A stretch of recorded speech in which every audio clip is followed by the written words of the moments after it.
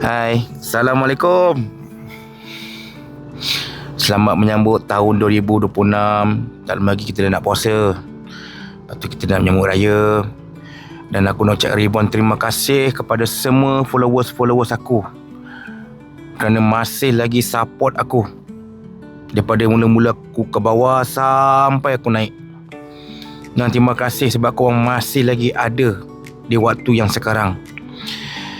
Okey lah, aku sering kali dapat banyak DM. Banyak sangat DM, komen. Kenapa tiru dia? Allahu Akbar. Aku nak cerita macam mana Ni biarlah rahsia antara aku personal dengan dia lah. Sebab aku pun dah DM dia sebenarnya. Ni antara personal aku dengan dia. Oleh kerana ramai sangat komen aku, ramai sangat yang DM aku kata tiru.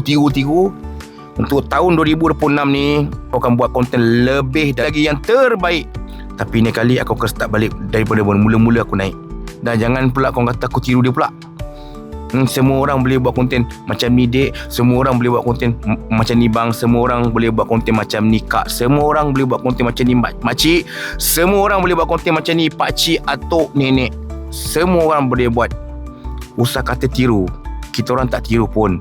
Ini skill masing-masing. Skill masing-masing. Jadi, jadilah.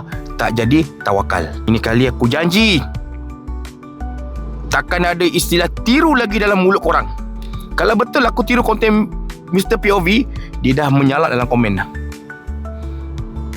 Cuma aku make buat baik lagu dia je lah. Aku make buat baik muzik dia. Aku make buat baik video je. Buat baik macam ni dia buat. Sebab kalau aku dah tiru dia 100% tak jadi bos.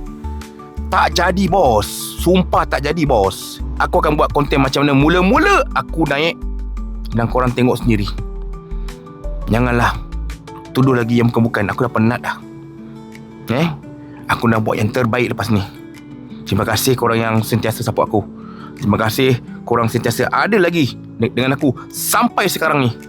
Dan korang tak pernah jemu komen, like, share, repost video aku. Assalamualaikum. Syapalih.